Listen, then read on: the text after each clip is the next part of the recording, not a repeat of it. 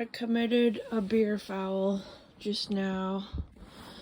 I wanted to share this beer with you because I know I talked about it previously.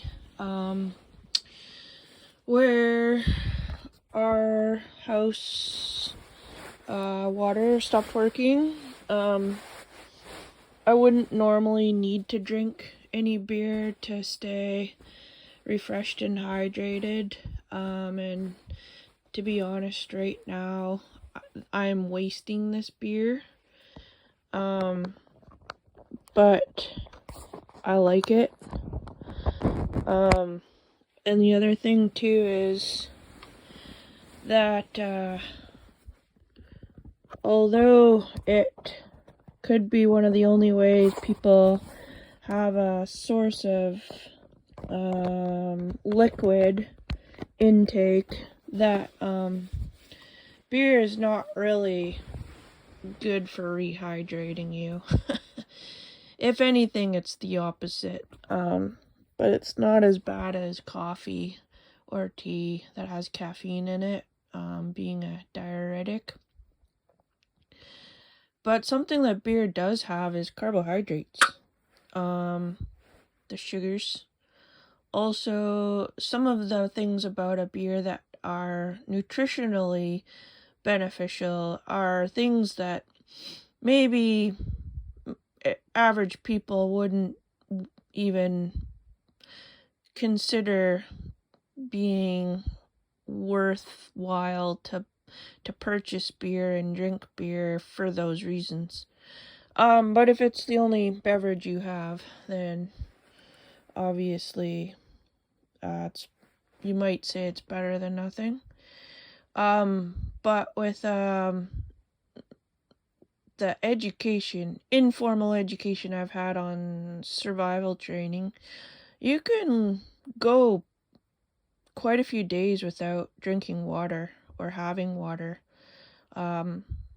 Some might say there's a guide you can go by, and it's something a lot of people have heard before, but 3 days without water, 3 weeks without food, and I think the other one was 3 months without loving, which is not very long. As you know, it's been about 16 years. But with this one beer that I'm having with you,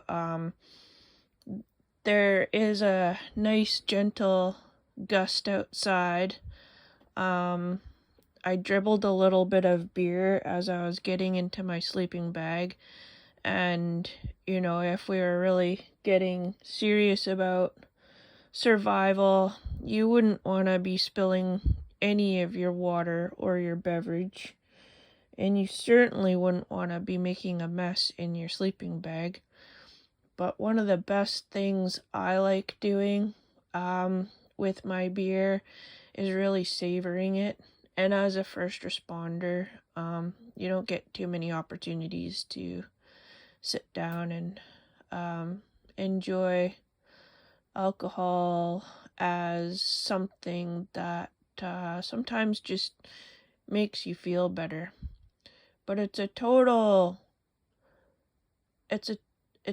psychological trick that beer plays on you, thinking you're getting rehydrated. So here we're gonna go and try and enjoy this beer.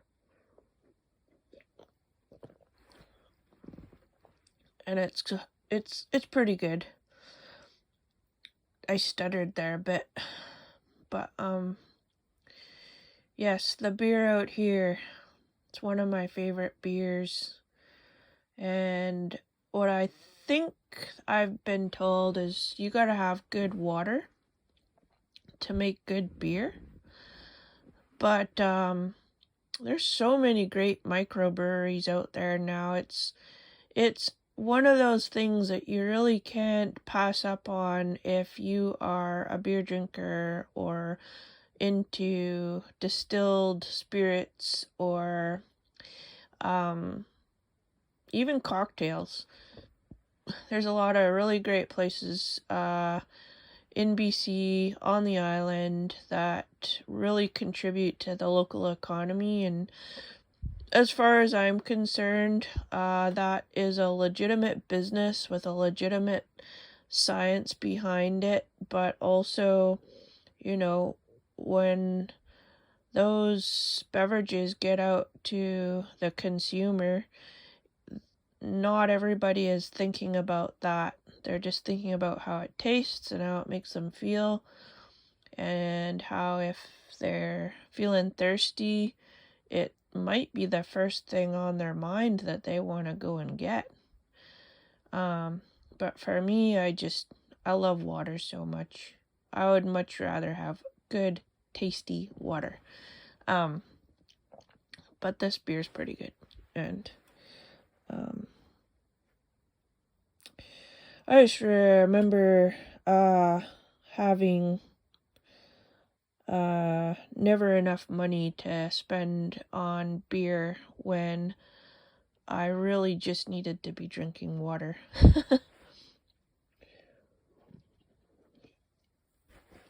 So we're having this beer together in bed.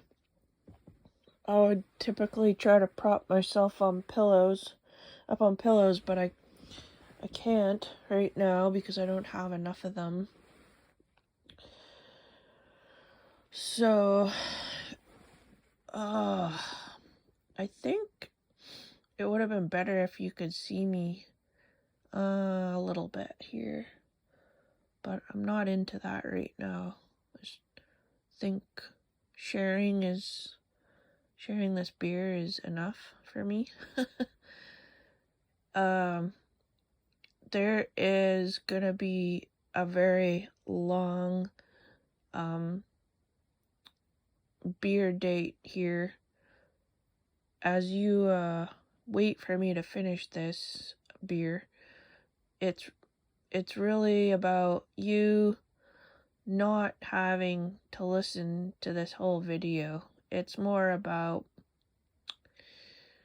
how I perceive beer drinkers when I myself am not really a beer drinker, but showing you what it is that I do if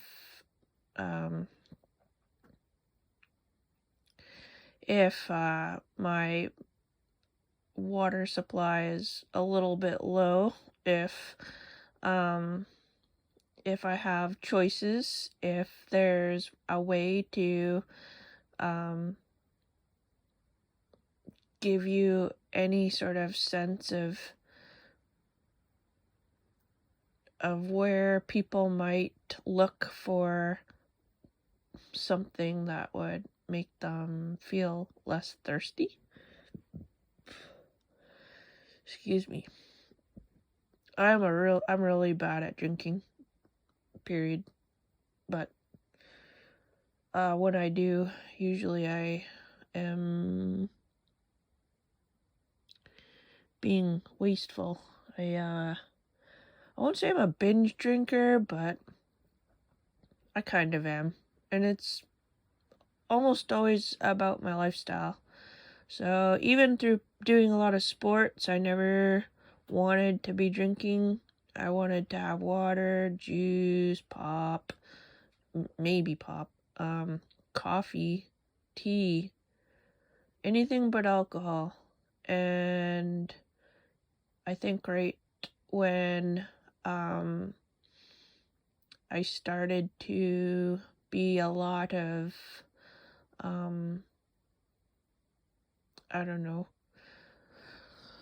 be with a lot of people that were drinking, it wasn't difficult for me to avoid it, but it was kind of making me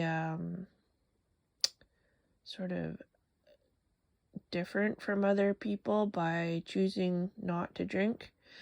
So all of those people who, stand up against drinking or drinking violence or drinking and driving, I'm right with you. Although, I think there's a lot of social problems that have come with people choosing to drink instead of the other types of drinks. None of this is really an exciting beer date, but I could just sit here and drink the beer, and you could sit here too, listening to me drink the beer.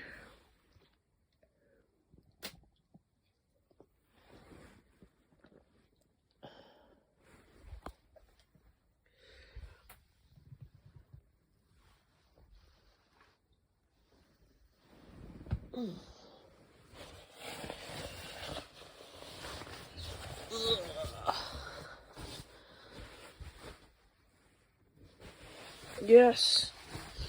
The other thing is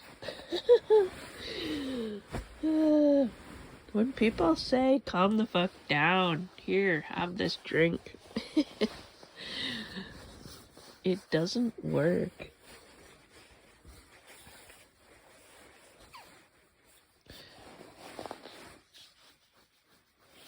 If you're the kind of person that's just naturally wound up, drinking doesn't fix it. You can call me wrong, but yeah. A lot of the people I've been around who are really high strung and they start to get shittered, they're just high strung and shittered.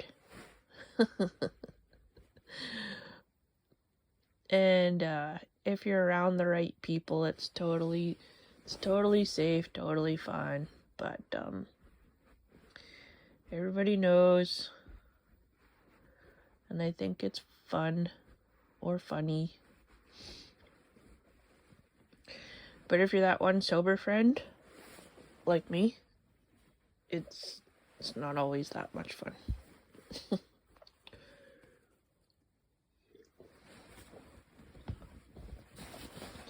So, a while back I met this person who reminded me of what I thought this other person would be like if I had ever met them.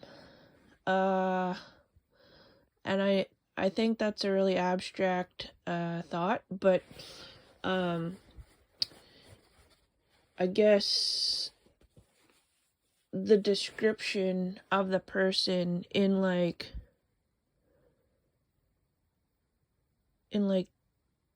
3 words or less than 10 words just totally captured who I think other people would immediately be like, intriguing.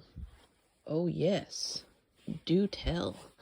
But I I think as I sort of simultaneously decided that I need to not place people into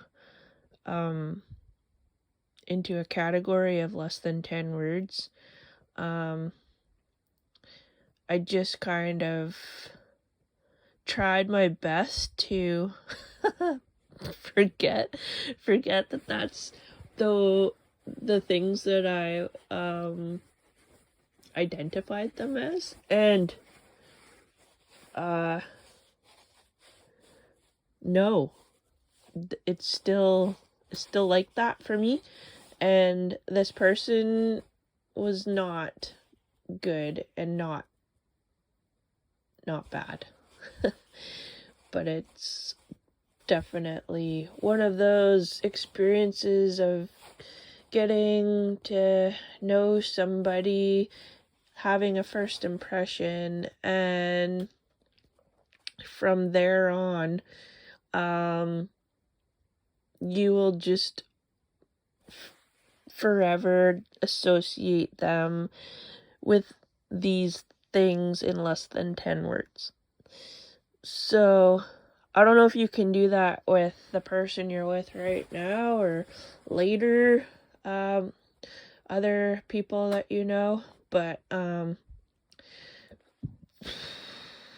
we did this exercise at, like this leadership camp, and it was kind of to think of something nice to say about somebody with like one word.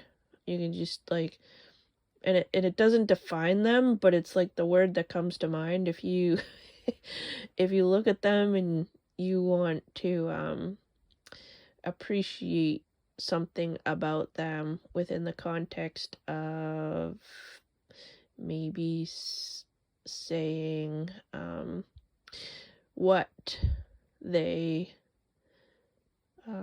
how they make you feel in these certain situations, or what they're good at in certain situations. It doesn't sound good. Obviously the beer is talking here, but I think what happened with that exercise was I was really good at it. Not to brag or anything. But since then I've learned to talk, and as you can see, once kids learn how to talk, they usually don't stop talking. But yeah, I just think that sometimes you get to know somebody real quick, like within 5 minutes it feels like you already knew them. Whereas lots of people I've met in my life that I met for the first time and kind of felt like I had known them forever. And it doesn't happen very often, but there's lots of people like that out there, and you just never know. You never know when you're gonna bump into one of those folks. Having said that, there's definitely some stranger danger out there. I'm wearing my danger socks right now, and my danger socks I try to keep on my feet because it's hard to find your socks in the middle of the night when you gotta get up and go. So if I was on ambulance, there were nights and some days when I would go to sleep at the station and my socks would stay on my feet, but it was only because I didn't want to step on the floor with bare feet. You just never know. We try to keep the floors clean, but I think you know what I'm saying. And yeah, you would eventually get these hot, sweaty feet out of your boots after a call that took 5 or 6 hours.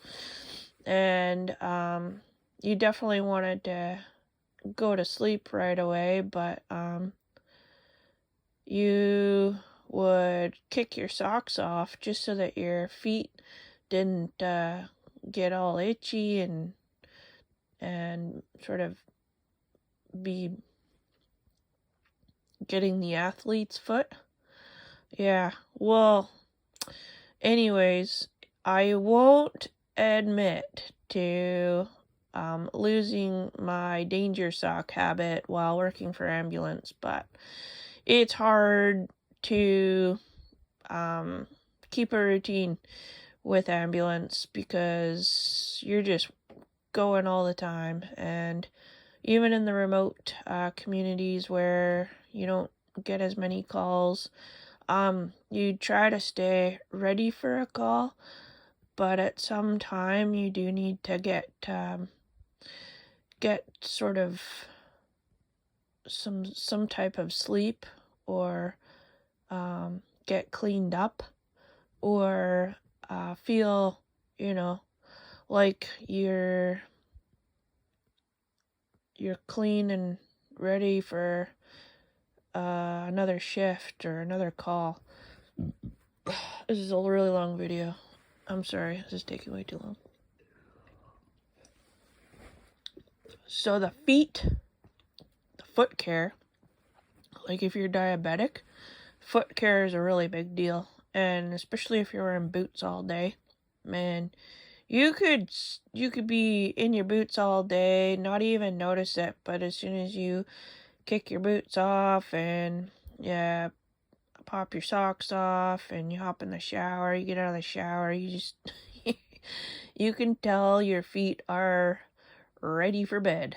I think lots of 9-to-5ers know that very well, and especially if you're in work boots all day. But I think people who have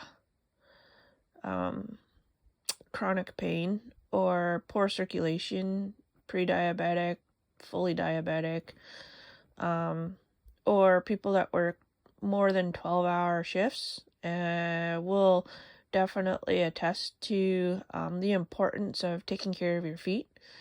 So the first thing I did when I went back to ambulance the second time was buy a good pair of boots. And they're a Hakes boot. I can recommend the Hakes boot, to anybody. They've got a few different kinds. I chose the ones with the safety toe. And I also would always recommend to somebody in ambulance getting the side zipper. Anyways, yep, it was well worth the money. I ended up working quite a lot during COVID on the year that I was working, because I just wanted to pick up lots of shifts. So the boot was a really big improvement. Way more support, very sturdy, a lot more built for protecting your feet. But with all of that protection, I think it was the leather fitting to my feet and to my legs that was the best part of getting new boots, because they just felt like they were mine. The issued boots, they're great. They didn't last quite as long for me, support wise, but they did the job and they were resilient to any sort of things that might get on my boots. I would not worry about throwing them out if I needed to, but you try to take good care of your shoes.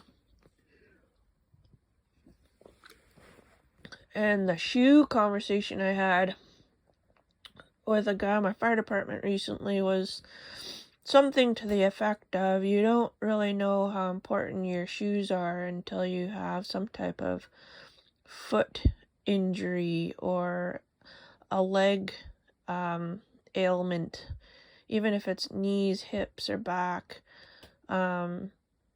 You're having good boots, having good shoes. I got all kinds of boots, but I think it was once I incurred an injury that I realized having good shoes and boots for the purpose that you're going to be using them for is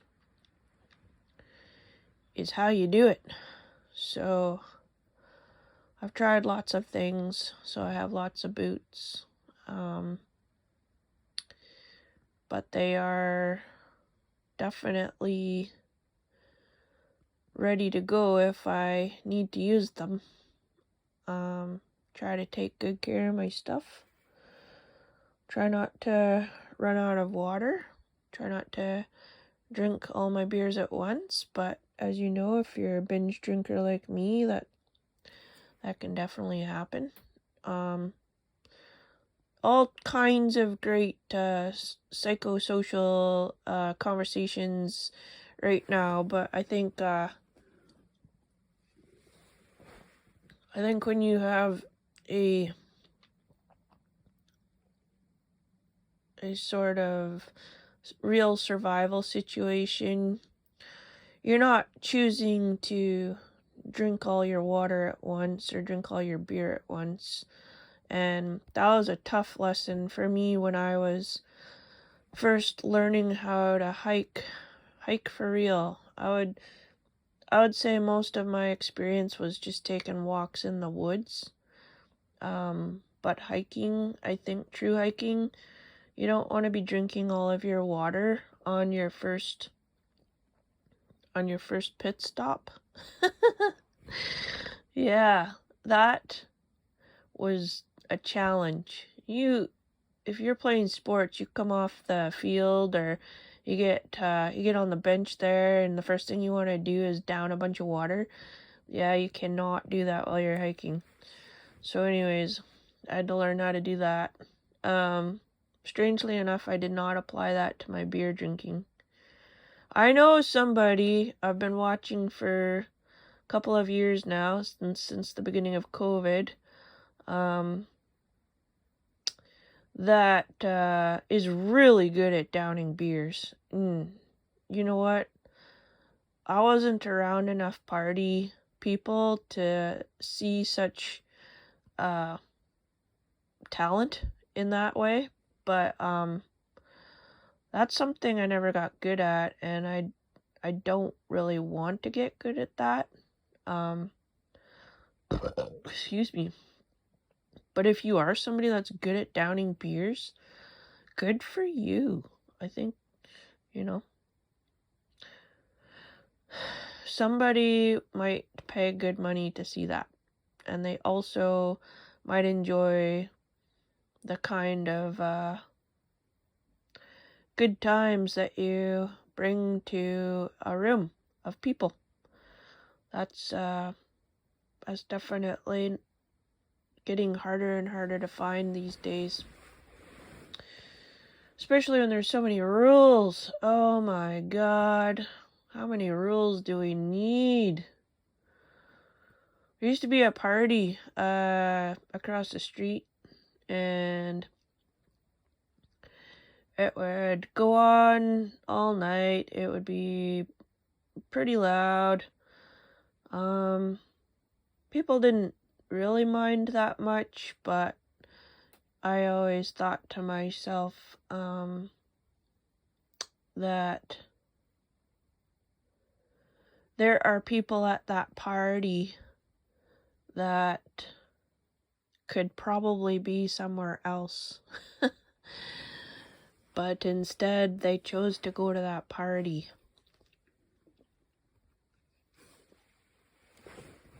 And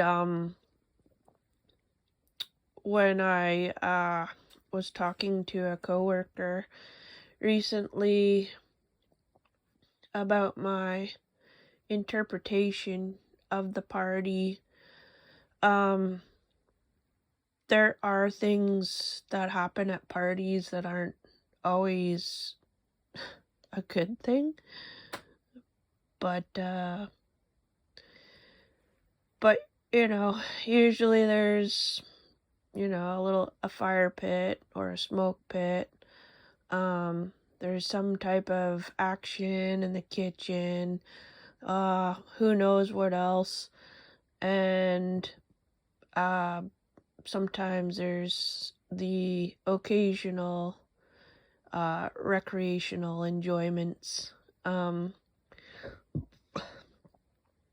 I think when something goes down, there's the firefighters around at the smoke pit. There's the paramedics rushing to help their friend that fell over and bonked their head. And there's the police in the crowd trying to break up the brawls. So you get all these people having a wild and crazy time, but I think a lot of those people, had they been told that later on in their lives they could have been helpful as first responders because they have all of these lived experiences trying to help their friends. I think those are the best kind of first responders, or are people that have life experience, that understand how things can go wrong quickly, and that you can't spare any time jumping in to help out. And there's lots of ways people can be enabled either way for something bad to happen or something good to happen. When you're young and you don't get to experience that, then I'm not saying you're missing out on anything, but I am saying that there are important lessons to be learned by going to a huge rager at a house party. I think I got enough of that in other ways where I probably didn't really need to be there. But yeah. I never thought anything bad of that. I just knew that they were there having parties, and it was part of living in a community of all kinds of people. They've moved out, they've moved on, they've grown up, they've had their own kids. Their kids are probably having parties at their house now.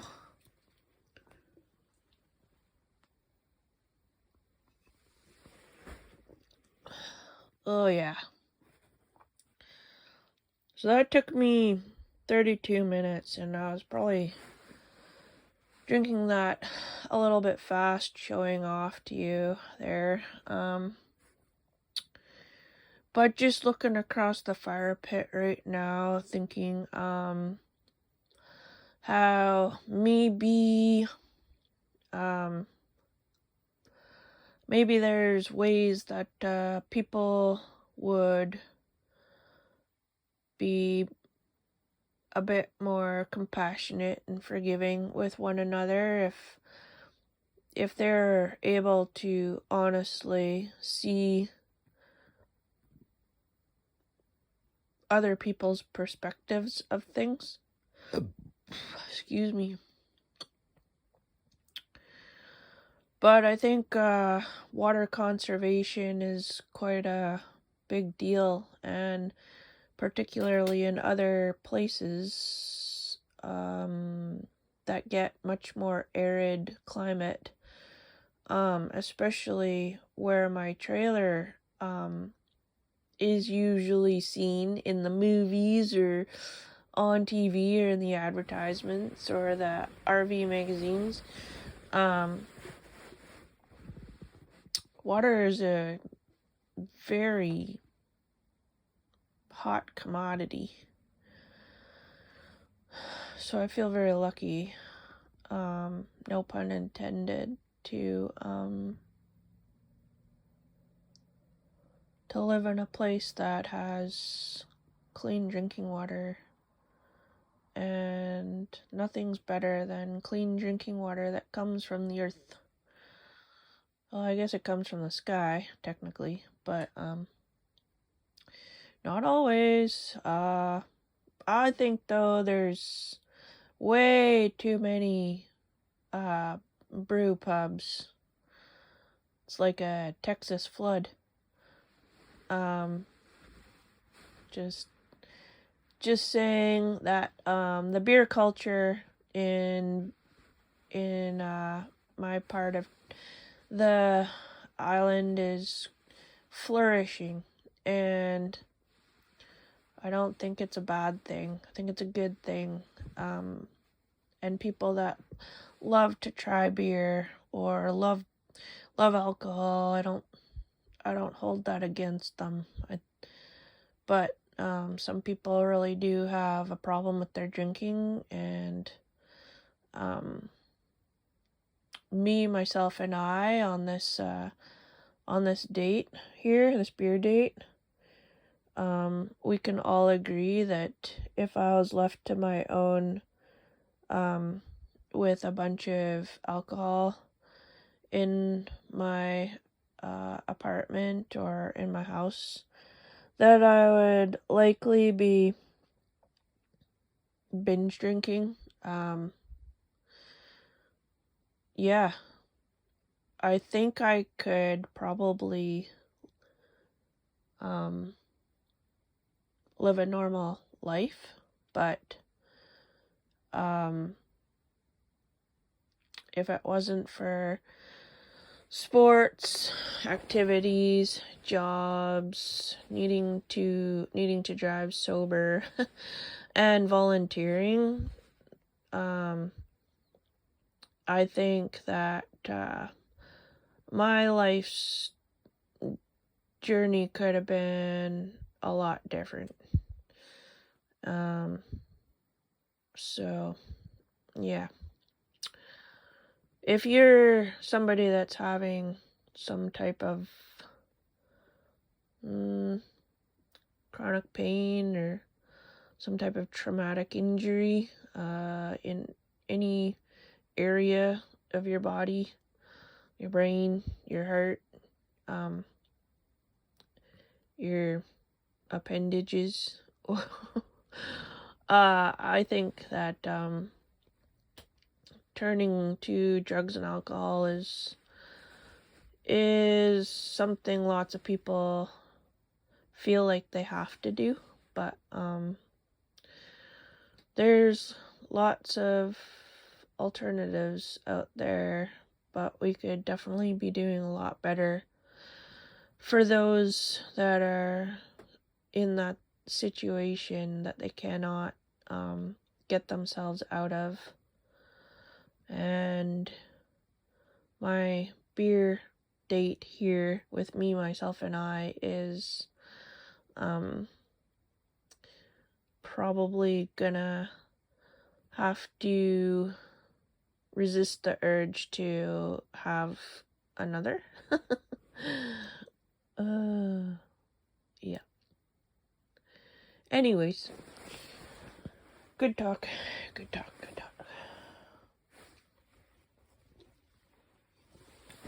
Just making sure I finished that. I think I did. Well, it's been good. I'm glad you could be here for my beer date. But,